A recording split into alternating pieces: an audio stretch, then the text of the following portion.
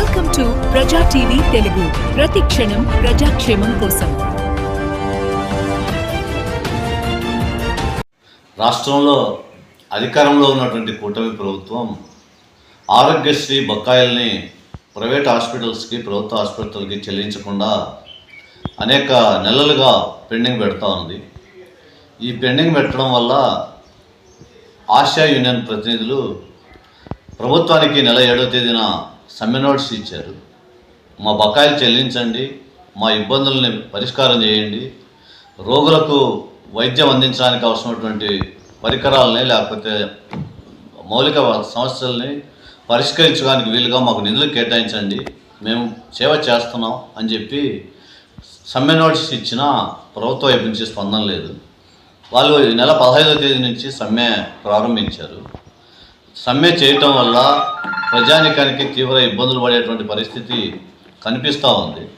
ఎందుకంటే ఆరోగ్యశ్రీ సేవలు పొందేటువంటి వాళ్ళందరూ పేదరికంలో ఉన్నటువంటి వాళ్ళు, దారిద్ర్య రేఖకు దిగువ ఉన్నటువంటి వాళ్ళు ఆరోగ్యశ్రీ కార్డు ద్వారా వైద్యం అందించుకునేటువంటి పరిస్థితి ప్రస్తుతం కొనసాగుతూ ఉంది.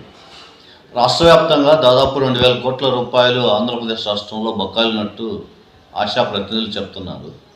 కడప జిల్లాలో 33 హాస్పిటల్స్ ఆరోగ్యశ్రీ నెట్వర్క్ను అనుసంధానంగా ఉన్నాయి.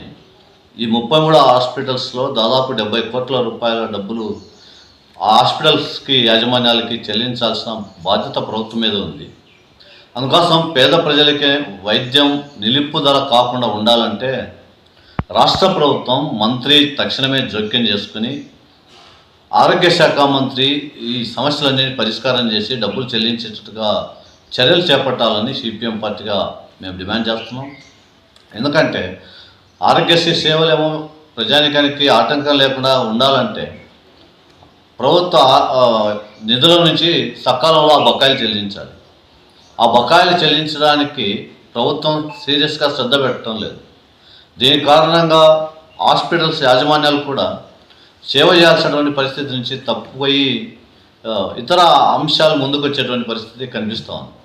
అందుకోసం ప్రభుత్వం సంబంధిత మంత్రి, ఆరోగ్య శాఖ మంత్రి తక్షణమే జోక్యం చేసుకోవాలి.